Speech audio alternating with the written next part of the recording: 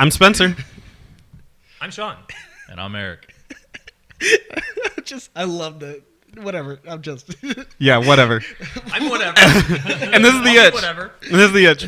And we're here to review Rise of the Tomb Raider. Rise to your team. This review presented to you by Spencer.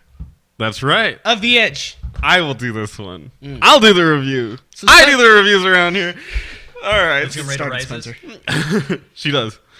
So, Tomb Raider is the newest installment. Just came out on the 12th or whatever day this last week. 10th, 11th.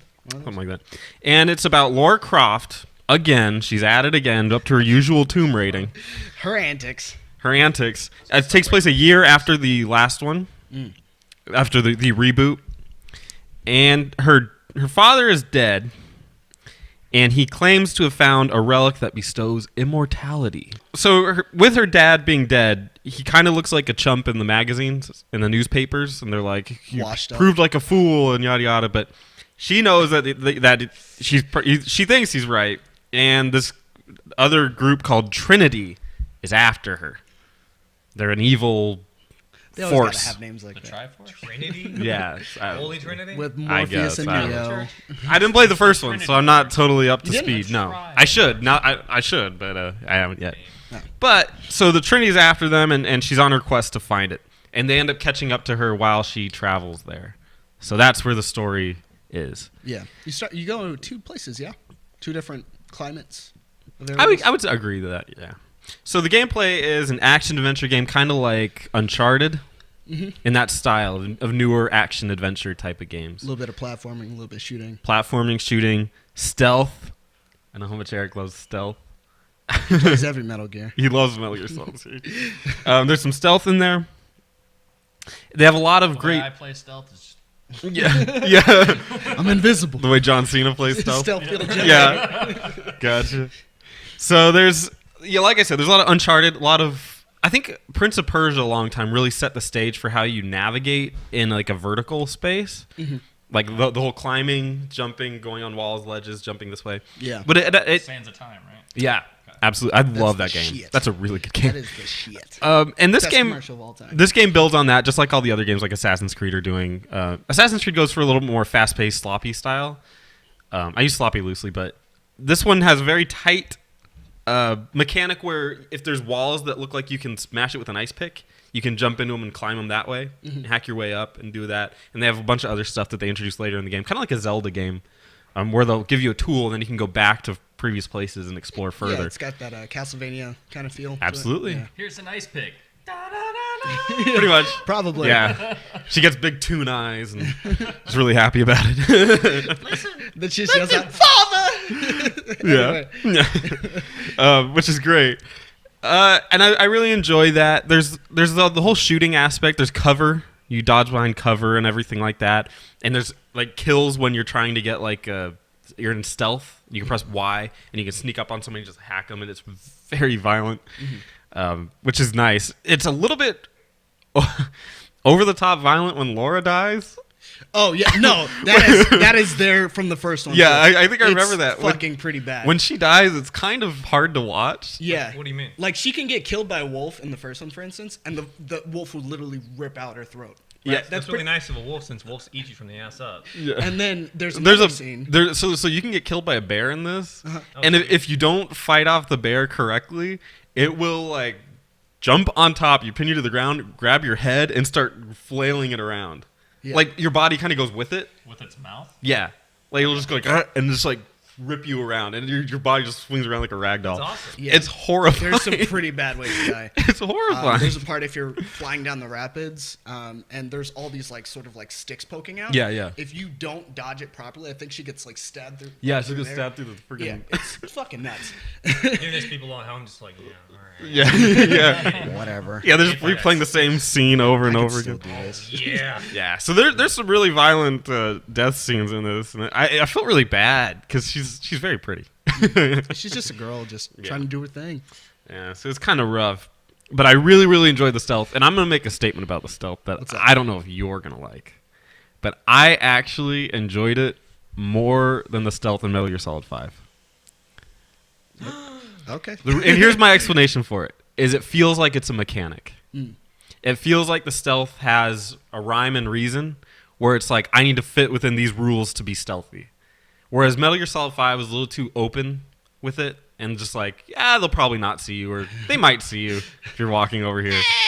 They don't have peripheral vision. Yeah. Well, it's kind of like Fallout. And in this one, if you get caught, that's pretty much it. Yeah. Like the stealth thing's gone as It's soon more as you like- get caught. It's more like it reminds me of like Last of Us. Yeah. In the sense of Last of Us, you were never supposed to stealth the whole game.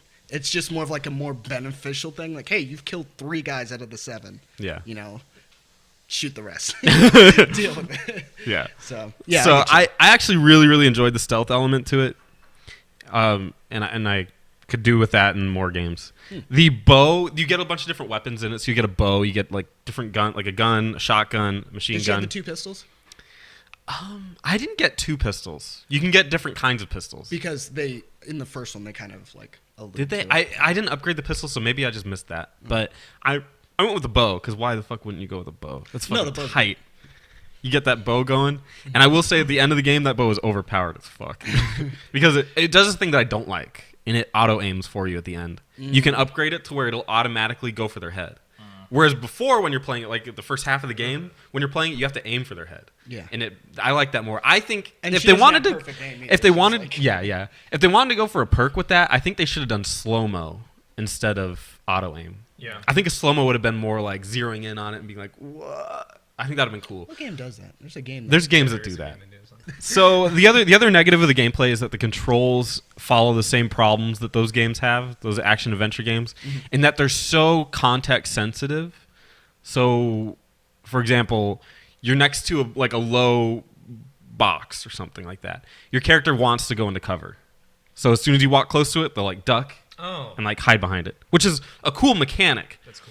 But if you're not trying to duck, you're not trying to hide behind something, it's like, I did not mean to do that. There's like a 5-foot drop. And I just wanted to walk off the thing. I'm trying to go forward. So I'm just trying to walk. She'll immediately turn and grab the ledge. And it's like, and sometimes it'll be like all cinema-like. And she'll be like, it's like, That was close. You're like, shut the Come on, fuck Laura. up. I mean, here's the flip side of that coin. Like, what if I'm walking on a ledge or something, and I'm using a fucking joystick, so I don't have the most control of my character, and I'm like, oh look, and she goes to fall off a cliff, but instead of me having to reload, right. Well, that's the thing. That's why I can't hate the game for it, because it makes sense. But at times it can be kind of bothersome. Yeah, I don't think that current games have mastered Yeah. the There's if and thens of those scenarios. Yeah, there's some work that could be done. I mean, it's not game breaking, but at times you'll be like, just Pick up the item. or jump something. on the fucking ledge, Laura. I think that's a comment you can make about Yeah. a lot of action. Absolutely. games, not Absolutely. just this one. Playing through Uncharted, the same fucking thing happened. Oh yeah, I got fucking pissed. Yeah, great stuff in the game, but at times you're like, just do what I fucking want you to do. it's getting there slowly. Yeah.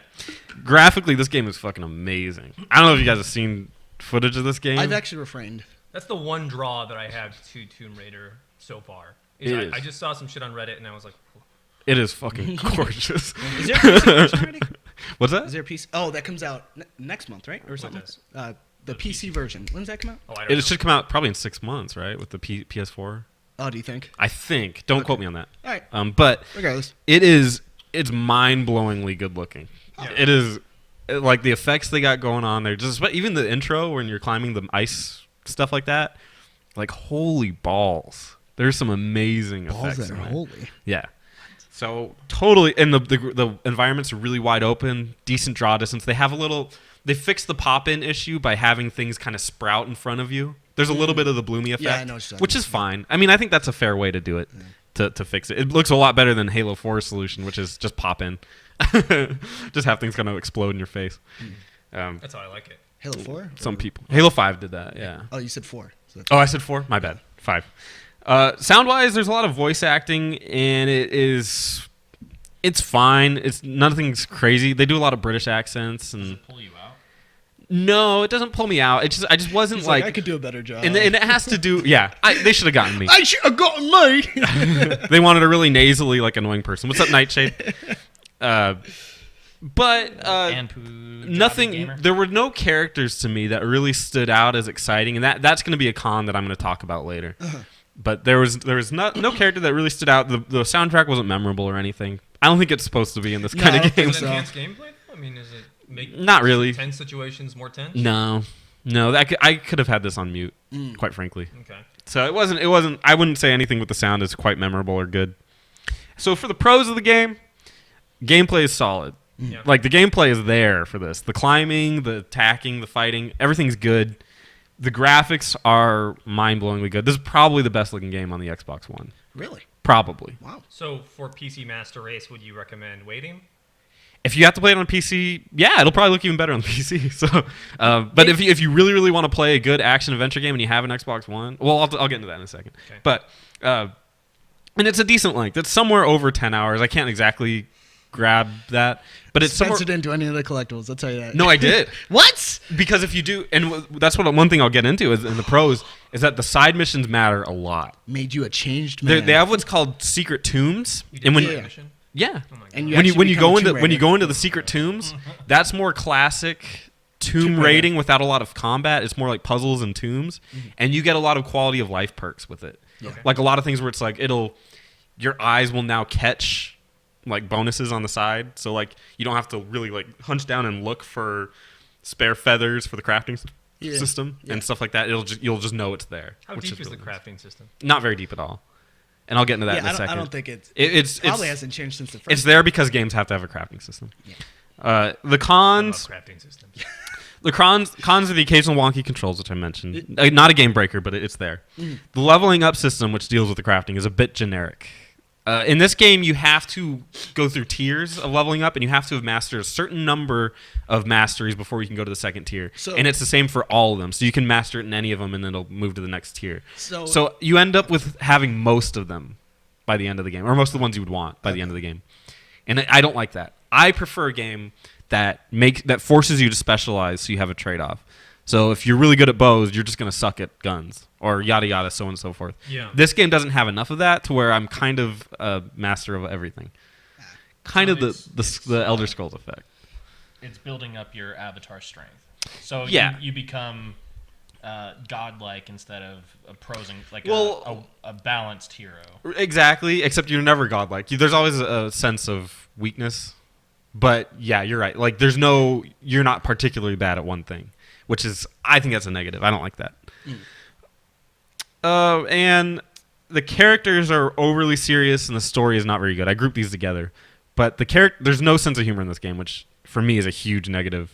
Like, that's one thing about Uncharted. Uncharted. That's freaking awesome, is that they're always like quipping jokes, and it's clearly over the top. The whole game's over the top. This game is just as over the top as that, only she has no sense of humor about it. It's like, oh, I just did a big jump, and it's like, why would you do this to me? And yada yada. It's very overdramatic, and Imagine it's if Star Wars had no jokes. like, right, exactly. They fly out of that fucking asteroid, and Harrison Ford's like, Jesus Christ. That was the worst. It was so close. That was the worst experience of my life.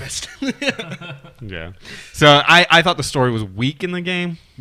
It's not the greatest story you'll ever hear. There's some twists and turns that you might not expect, or you might expect them. I don't know. But it's not. Nothing's gonna pull you in story wise. It's all about the tomb raiding. So About the gameplay. yeah. Huh. Don't play this for story. It's not good. Most people rarely play for. I don't story. think they were. What's that? Steps wants to know how the damage systems are in Tomb Raider. The damage system is blood on the screen. Yeah. It's kind of just a red effect, but it goes more like Yeah. it goes to white to gray. So you'll get blood on the screen, and the grayer you are, the more dead you are, and then Don't you yada see, yada. like physical damage on Laura? Yeah, her face is It's jacked, right? Just just wrecked by the end of the destroyed game. by the end of the game. That was like a Yes. drop. So in one wrestling of the characters is like, you look terrible in the game, like because you meet him like halfway through. He's like, you look awful, and she's Makes sense. yeah, which is good. It's good, but I mean, I don't know. Are there any Yeah. multiplayer aspects to this game? There isn't multiplayer. I don't in think this one, is so. there?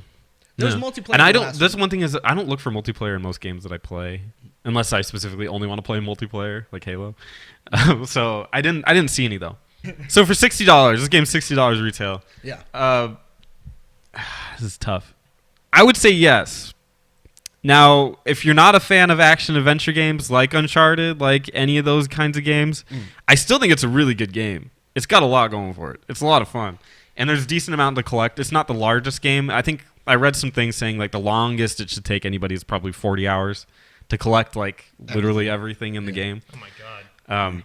which I'm fine with because I'm not ever going to do any of that. I think I beat it at 61%, and I did it at got to be 12 to 13 hours.